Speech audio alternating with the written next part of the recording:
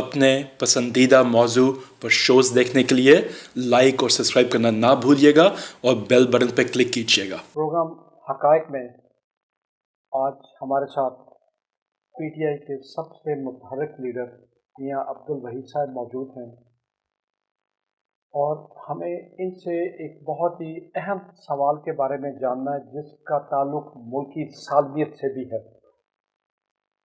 شاہ احمد درانی کے بیٹے اویس درانی نے مخصوص ہندوستان کے لیڈروں اور فوجیوں کی بولی بولتے ہوئے بلوچستان کو ایک آزاد ریاست بنانے کا مطالبہ کیا، اور ان کے بلوچوں کے جذبات جو کہ ہمیشہ سے ہی پاکستان کے ساتھ تھے اور جنہوں نے قائد اعظم کی آواز پہ لبیک کہتے ہوئے پاکستان کا ساتھ دیا تھا، ان کے جذبات کو ابھارنے کی کوشش کی ایک منافقانہ بیان دیتے ہوئے۔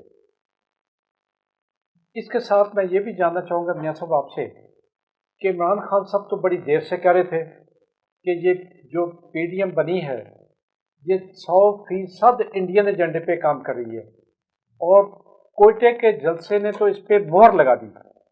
اس سے پہلے بہت پہلے مریم نواز کا ڈان لیک، نواز شریف کا ملتان کے ہوائی اڈے پہ ایک امریکن اور انڈین ایجنٹ کو انٹرویو دینا، اور اس کے بعد لندن سے ایک تقریر، اس کے بعد کوئی گنجائش نہیں تھی کہ ان کے بارے میں کچھ سوچا جائے کہ کیا یہ انڈین ایجنٹ ہیں کہ نہیں۔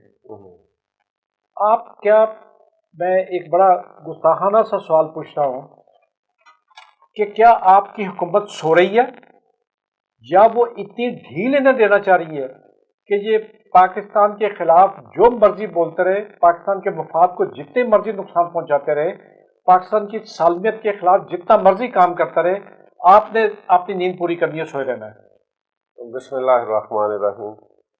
بیٹا صاحب بڑے سارے سوال آپ نے کر دیے ہیں۔ سب سے پہلے تو میں بات کروں گا، آپ نے اویس نورانی کی جو بات کی ہے، دکھ کی بات ہے کہ شاہ احمد نورانی کا بیٹا، یہی حرام بات ہے، جنہوں نے پاکستان کا مقدمہ ہمیشہ لڑا، اور یہ بات کوئی ڈھکی چھپی نہیں ہے، وہ محب وطن پاکستانی اور ایسے زبردست انسان، جبکہ پی ڈی ایم میں کے جو اس وقت موجودہ صدر ہے ان کا والد کہتا رہا شکر ہے پاکستان بنانے کے گناہ میں شریک نہیں ہے، میں جماعت اسلامی بھی یہی کہتی ہے۔ جی میں وہی بات کرنے جا رہا ہوں۔ آپ دیکھیں کہ اصل میں یہ کمپنی کا اثر ہے۔ کل اگر یہ محب وطن ہوتے تو مولانا بڑی باتیں پاکستان کی کرتے ہیں، آج بتا رہے ہیں کہ جی ہم اقوام متحدہ میں کیا بات کریں گے اس نقشے کو لے کے، ہم فلاں جگہ پہ کیا بات کریں گے، اس جو گلگت بلتستان کے الیکشن کی بات کر رہے ہیں، 1949 کی وہ باتیں کر رہے ہیں۔ اور بھائی آپ کے سامنے آپ کی سٹیج پہ کھڑے ہو کے ایک بندے نے بات کی ہے، آپ اس کے بعد تقریر کرنے آئے ہیں، آپ نے وہ بات نہیں کی، آپ نے بلکہ میں یقین سے کہتا ہوں کہ آپ نے شاباش دی ہوگی۔ اور بٹالوی صاحب یہ بات ثابت ہو گئی ہے کہ اگر نبی کا بیٹا جو ہے نا وہ نافرمان ہو سکتا ہے تو وہ نافرمان ہو سکتا ہے، تو یہ کیا چیز ہے؟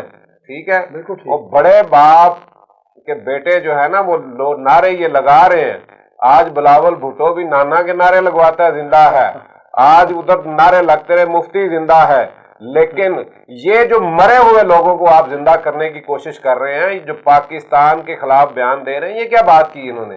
یہ میں اس سے زیادہ اور کیا کہوں کہ اس بندے کو، اور میں اس کی ایک چھوٹی سی مثال یوں دیتا ہوں کہ ایک سینیٹر صاحب نے بھی کل وہاں تقریر کی، اور مجھے سیالکوٹ کے ایک مولانا یاد آ گئے، وہ ایک جلسے میں تقریر کر رہے تھے کسی مسجد میں، تو انہوں نے ان الفاظ میں بات کی، وہ ایک سینٹ کی سیٹ پہ بکنے والے مولوی، شیخ رشید کی جوتے کے اوپر پڑی ہوئی خاک سے بھی کم ہو تم، کیونکہ تم نے سینٹ جب اسمبلی کے اندر، سینٹ کے اندر جب ختم نبوت کا قانون بن رہا تھا تو تمہاری زبان کیوں نہیں، تم کیوں نہیں بولے، تم نے بات کیوں نہیں کی؟ یہ بات شیخ رشید نے کی، کل وہ بھی اداروں پہ اٹھ کے، وہ ہمیشہ ایک سینٹ کی سیٹ کے لیے اس نے اپنا ایمان، اور یہ کیا بات کر رہے ہیں، اور مجھے تکلیف ہو رہی ہے ان علماء کرام سے کہ یہ جا کے کس بندے کی نمائندگی کر رہے ہیں جس کی چوری ثابت ہو گئی ہے.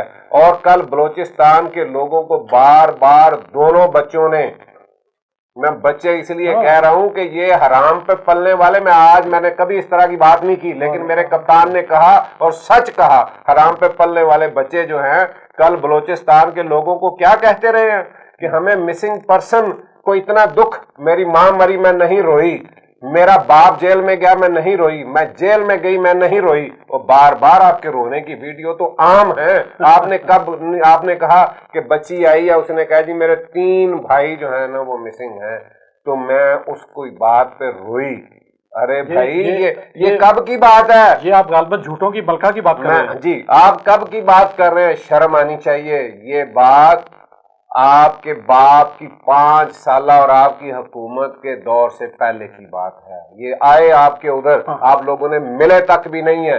اور یہ بات زرداری صاحب بھی 5 سال رہے، یہ تب بھی بات نہیں ہوئی. بلاول صاحب وہاں بیٹھ کے کہہ رہے ہیں کہ جناب بلوچستان والوں کے ساتھ یہ ہو رہا ہے. اور ایک جو جھوٹوں کا امام ہے، جو بے ایمانوں کا امام ہے، جو چوروں کا امام ہے، وہ وہاں بیٹھ کے خانہ جنگی کرانے کی بات پاکستان میں کر رہا ہے.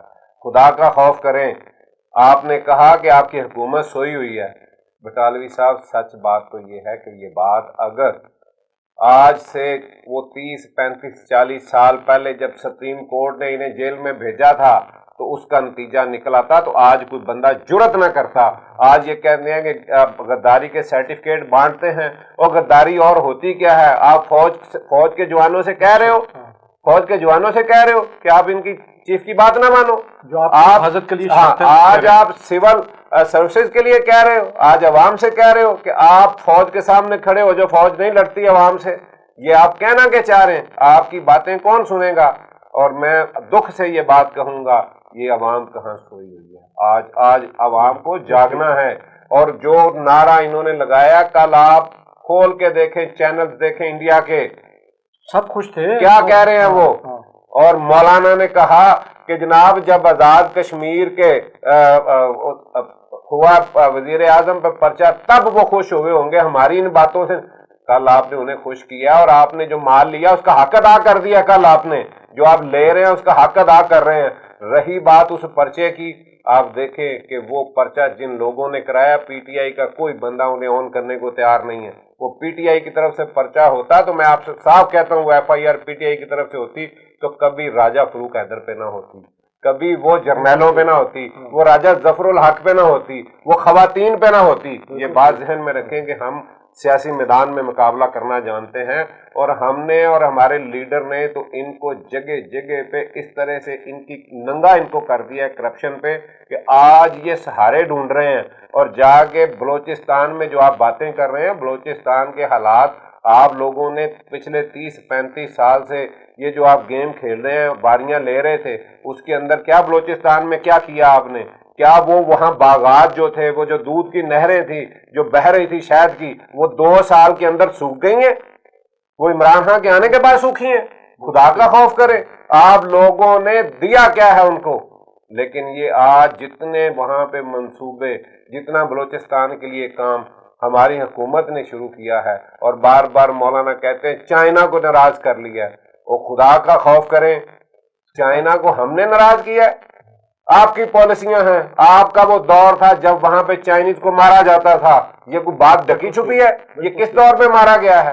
مولانا آپ تو پاؤں میں بیٹھ گئے تھے اسی خاتون کے جب آپ نے کہا کہ یہ عورت کی حکمرانی جائز نہیں، جب اس نے کہا کہ آپ کو فلاں کمیٹی کا چیئرمین بناتے ہیں، آپ کو ڈیزل کا پرمٹ دیتے ہیں، آپ پاؤں میں بیٹھ گئے. اگلے دن وہ جائز بھی ہو گئی. اور میں طالب صاحب ایک اور بات مجھے یاد آ گیا، بھٹو صاحب جب 73 کا آئین پاس ہوا، جب آئین کا ہو گیا تو آپ کے علم میں ہے کہ اس وقت یہ لوگ کہہ رہے تھے، یہی بڑے ان کے بہت سے لوگ اس وقت کے بڑے عالم وہ کہتے تھے یہ غیر اسلامی ہے، آئین پہ دستخط نہیں ہو رہے تھے.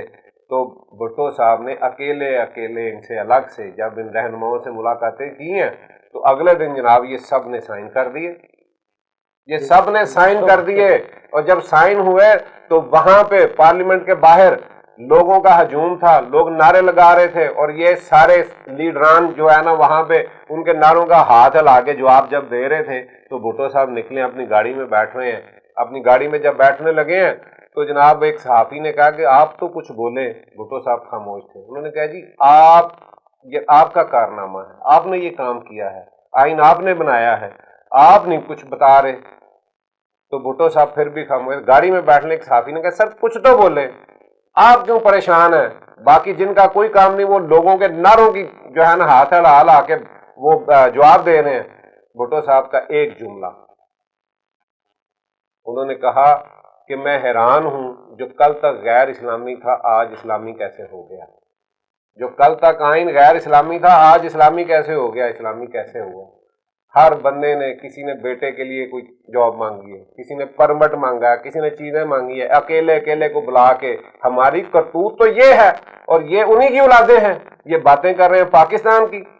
شرم آنی چاہیے. اور جو انہوں نے کھیل کھیلا ہے، جو یہ باتیں کر رہے ہیں، یہ دیکھیں زیادہ دیر تک یہ چلنے والا نہیں ہے، یہ زیادہ دیر چلنا نہیں ہے. اور آپ دیکھیں گے انشاءاللہ ابھی اس کے بعد جو آپ نے کہا ہے، اور میں اپنے کپتان سے اور میں آرمی چیف سے اور میں تمام اداروں سے کہوں گا کہ جو غلطیاں پیچھے ہمارے بڑوں سے ہوئی ہیں وہ آپ نہ کیجیے. اور ہمیں حکومت کو یہ بالکل نہیں کرنا چاہیے. جو بندہ ملک کے خلاف بات کرے اس کو کٹہرے میں لے کے آئیں، اور جو غدار ہے اس کو سزا دیں. ہر بندے کو ایسے پناہ دینے والے. اور آپ ایک بات اور دیکھیں، انشاءاللہ آپ دیکھیں گے کہ یا یہ پاکستان میں ہوں گے بہت جلدی، ہم انہیں چھوڑنے والے نہیں ہیں.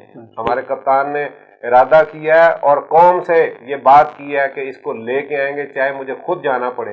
اور آپ مجھے تو لگتا ہے کہ یہ وہاں سے بھی آگے کہیں اور کی تیاری بٹالوی صاحب یہ بندہ کر رہا ہے. اور آپ دیکھیں گے تو اس نے وہاں بھی نہیں ٹکنا، یہ وہاں جائے گا جہاں سے جن کے اشاروں پہ یہ کام کر رہا ہے. پیا صاحب، میں بات پروگرام ختم کرنے سے پہلے آپ کو یہ بھی بتا دینا چاہتا ہوں کہ انگلینڈ میں یہ 18ویں بڑے انویسٹر ہیں پاکستان کے لوٹے ہوئے پیسے سے. بے شک. اور یہ انگلینڈ کے مفاد کو بھی، جہاں انڈیا کے مفاد کو دیکھ رہے ہیں وہاں انگلینڈ کے معاشی مفادات کی بھی حفاظت کر رہے ہیں، اور ان کے سب سے بڑے ٹیکس پیئر بھی ہیں. تو وہ ان کو سیاسی پناہ دے دیں گے، انہیں واپس نہیں آنے دیں گے، کیونکہ لوٹے ہوئے پیسے سے آج کل جہاں وہاں اتنی بے روزگاری ہے، وہاں اتنی کساد گزاری ہے کہ ایسے چوروں کے لوٹے ہوئے پیسے سے ان کی اکانومی چلے گی نہیں. یہاں پہ بتاؤ صاحب میں آپ سے اختلاف کروں گا. انشاءاللہ ہماری حکومت جو ہے اس لیے کہ وہ ایک بندہ بیماری کا علاج کرانے گیا ہے، جھوٹ بول ایک بندہ یہاں سے فراڈ کر کے علاج کرانے گیا ہے، اور وہ علاج نہیں جو ہے نا وہ وہاں کر رہا، وہ وہاں یہاں پہ ہمارا مجرم ہے، وہ مجرم ہے اور مجرم گیا ہے، اور اس کی پوری کی پورے ثبوت ہمارے پاس ہیں. اس لیے وہ ہمیں، اس لیے میں نے آپ سے ایک بات اپنی بات میں کہی تھی کہ مجھے لگتا ہے کہ یہ اس سے آگے کہیں اور جانے کی تیاری وہاں سے کر رہے ہیں، کیونکہ یہ وہاں نہیں ٹکیں گے. مجھے پتا ہے کہ ان کو پتا ہے کہ قانون جو ہے نا وہ وہاں ہماری حکومت جو ہے نا وہ انشاءاللہ جو ہے نا وہ وہاں کے لے کے آئے گی ان کو. اللہ نے چاہا تو ہم اسے جیل میں جو ہے نا آپ دیکھیں گے کہ اب کسی غدار کے لیے یہاں نہ سیاست کی گنجائش ہے نہ اس کو باہر پھرنے دیں گے. ہمارے ساتھ جو بھی ہوتا ہے ہو، انشاءاللہ کسی غدار کو یہاں پہ اس طرح سے آزاد آنا، جو مجیب الرحمان کر کے گیا، جو الطاف حسین کر کے گیا، وہ ہم اب نہیں کرنے دیں گے انشاءاللہ. بہت شکریہ میاں صاحب آپ کا.